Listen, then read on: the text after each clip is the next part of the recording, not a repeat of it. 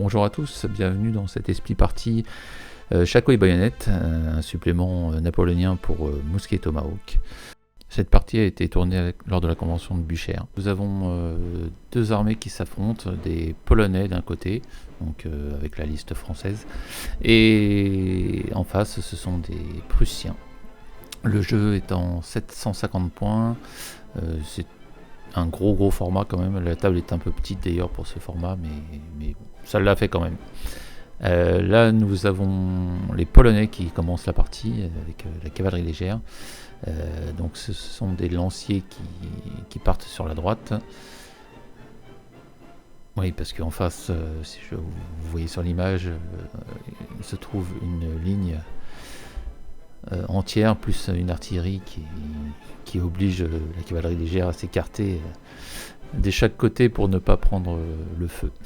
Donc là, ce sont les hussards polonais qui partent vers la gauche, qui est un peu embouteillée. Là, on voit que il y a même une unité française dans le bas, là, des dragons qui sont derrière deux unités de chasseurs. Donc là, les Polonais se mettent en formation dispersée pour éviter de prendre trop de pertes au feu. Maintenant, c'est le joueur prussien qui joue sa ligne, son infanterie de ligne. Donc il a mis un pion en attente sur la ligne qui est à gauche, et là il bouge, en direction de la cavalerie, en restant en ligne pour, je pense, faire un feu. Donc, et son général qui suit. Nouvelle carte pour le Polonais, donc là c'est une carte rouge. Donc c'est une carte qui appartient à son adversaire, donc il gagne un point de commandement. Et cette carte, c'était l'infanterie légère, donc on voit que dans la forêt au fond, les deux unités d'infanterie légère prussienne se déplacent.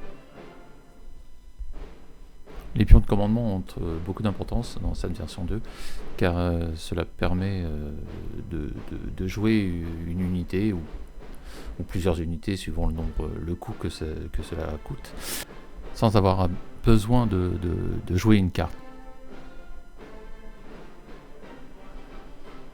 Là, le joueur replace les arbres qui étaient initialement dans la forêt, donc dans les forêts.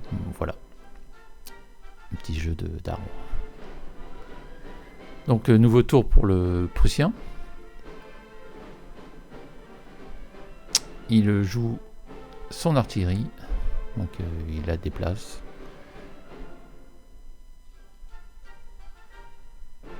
Alors, elle n'a pas un gros mouvement parce que là, les artilleurs sont à pied. Après, il faudrait qu'elle soit attelée pour pouvoir vraiment se déplacer d'un gros mouvement. Il vérifie son angle de visée, place ses artilleurs, et voilà, son tour est terminé.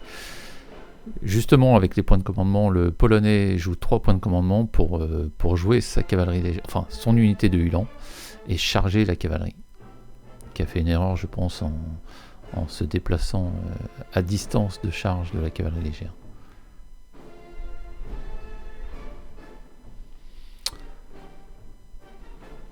Donc les Ulans chargent. Vérifiez bien sûr les mesures. Donc la charge de cavalerie. L'artillerie a le choix de fuir ou tente de retenir les Ulans. Le choix a été fait de tenir. Donc le lancier lance CD d'attaque, parce que une petite particularité de la lance, quand on a la lance, on tape en premier, alors que normalement le combat est simultané. Donc là, il perd 2 artilleurs. Il lance CD, il fait une touche, donc une sauvegarde pour les lanciers. Celle-ci est ratée, donc un mort chez les lanciers. Donc l'artillerie va tester son moral en premier, puisque c'est le défenseur. Il fait un mauvais dé, et donc après vérification, l'artillerie est éliminée. Elle fuit le champ de bataille. Là, le Prussien décide de jouer sa cavalerie légère, lui aussi, donc c'est des Uhlans aussi, la même chose. Il décide de charger, de contrecharger les Uhlans polonais, et nous allons voir ce qui va en résulter. L'attaquant doit toujours amener le maximum de figurines au contact avec la distance de mouvement qui lui est allouée. Donc voilà, les autres se retrouvent derrière. Toutes les figurines qui sont à 3 pouces d'un ennemi combattront lors du corps à corps. Les lanciers polonais auraient pu décider de fuir eux aussi, mais ils sortent leurs sabres et décident de contenir les Prussiens. Celui-ci lance ses dés d'attaque en premier, puisque il a la lance, alors que son adversaire défend avec des sabres.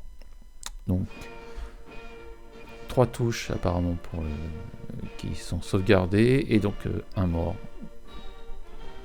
chez le Polonais. Donc maintenant le Polonais va répondre avec ses sabres.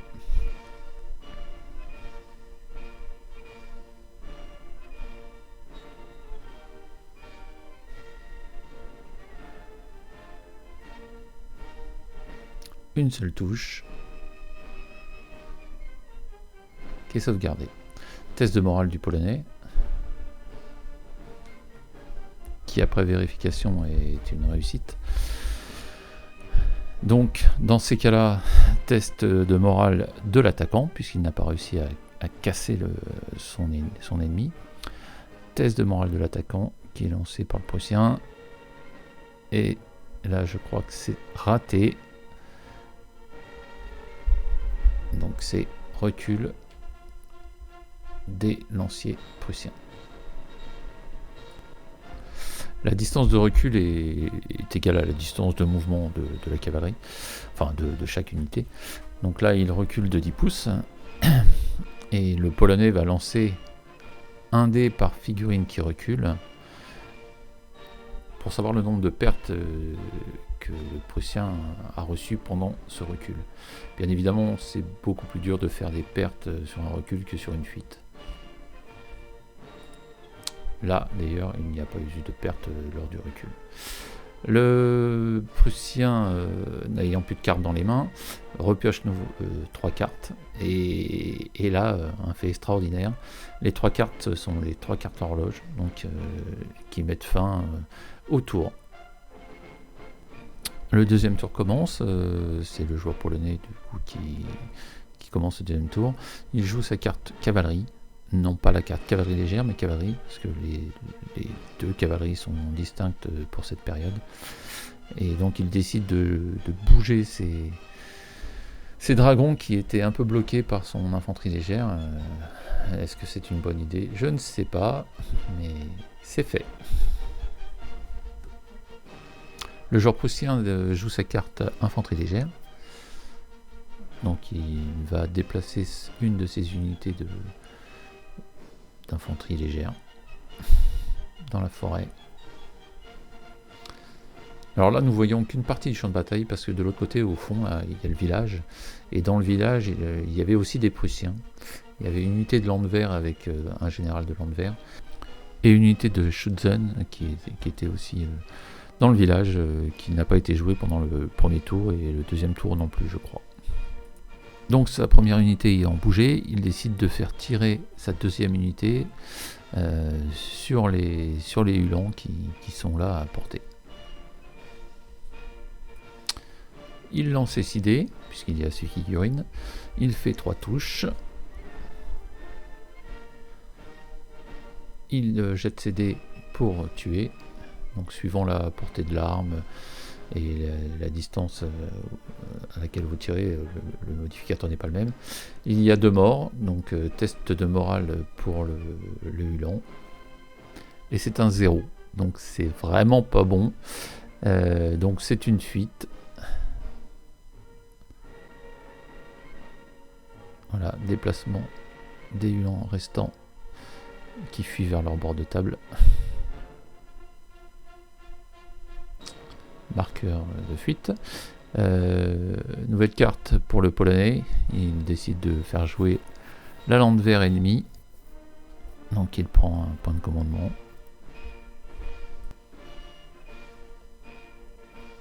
La Landwehr se déplace d'un minimum pour faire face à la ligne polonaise qui se trouve devant elle. La Landwehr est protégée par une haie. Enfin protégée, oui et non, parce que lorsque vous avez des lignes de feu qui tirent, la haie, c'est pas une bonne protection contre ce genre de tir.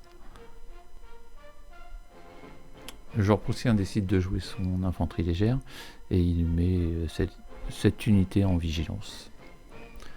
Nouveau tour du Polonais qui fait jouer encore son adversaire pour gagner un point de commandement.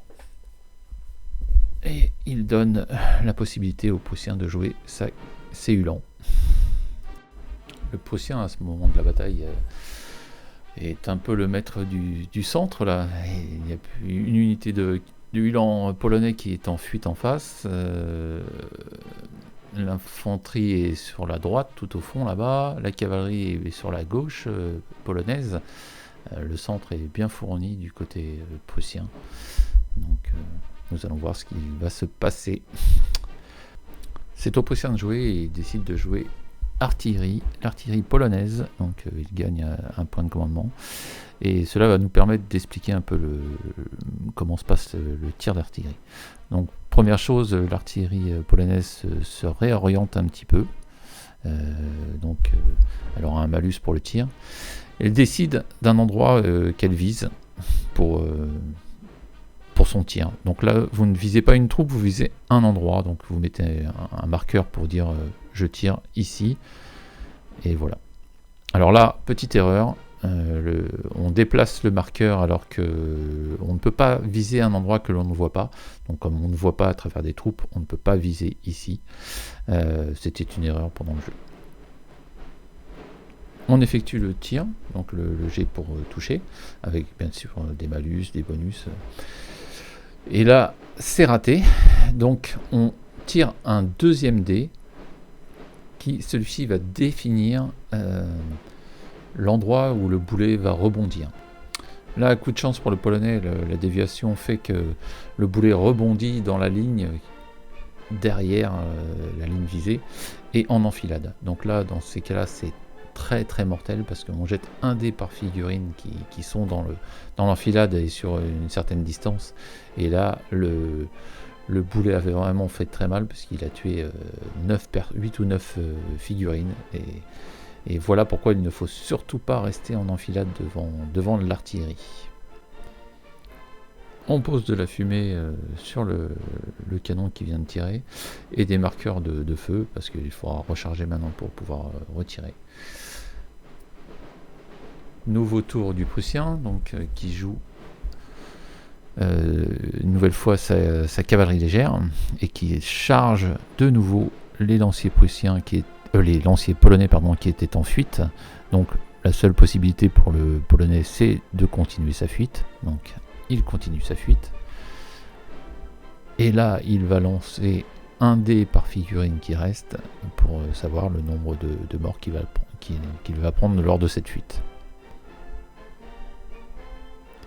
Bon, ça va, ce n'est pas trop douloureux pour le Polonais qu'il ne perd qu'une figurine. Mais il est toujours en fuite et il se retrouve vraiment au bord de la table.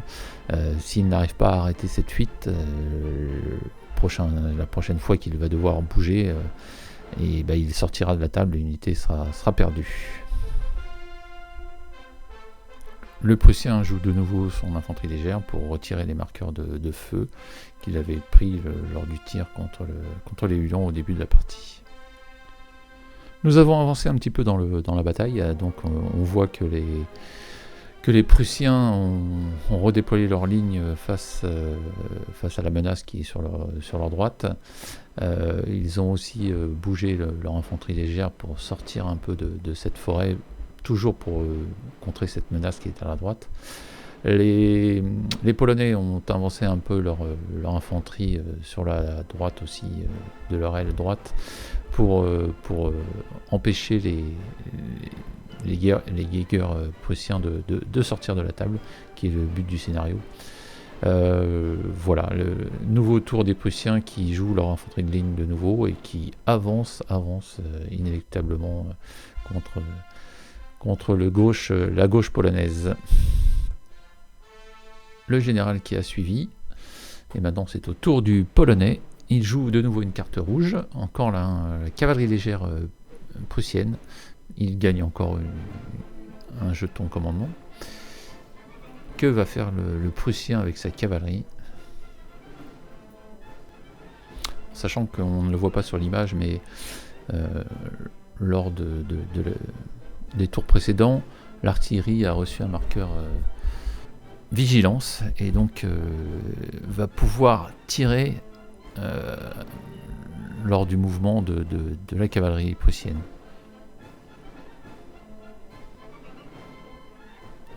Donc c'est ce qu'elle fait d'ailleurs. Donc on recommence la séquence, on met un dé pour savoir où le tir va s'effectuer. Le tir est raté de nouveau, sauf que là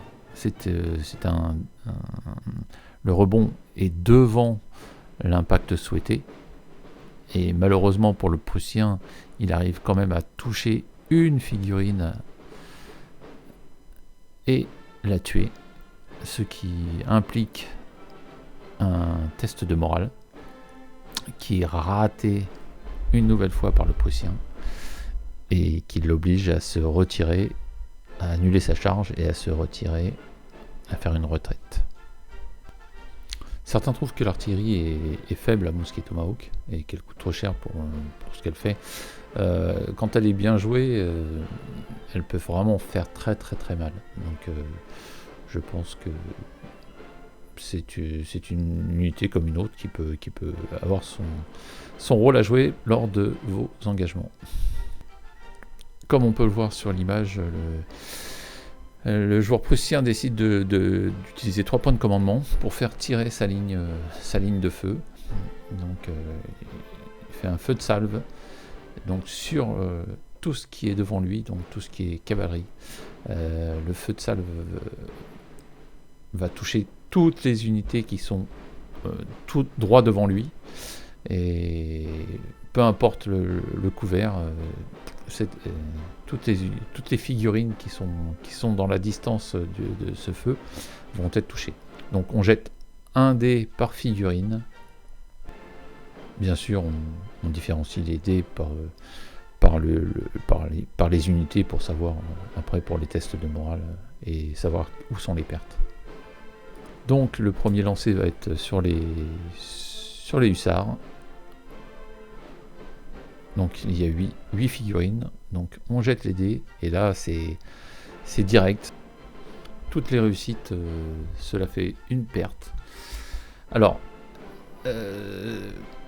la réussite est plus dure à obtenir avec le feu de salve, mais par contre, elle donne des malus pour le test de morale. Donc vous ferez peut-être moins de pertes avec ce tir de salve, mais par contre, le test de morale qui en suit va être beaucoup plus compliqué pour votre adversaire.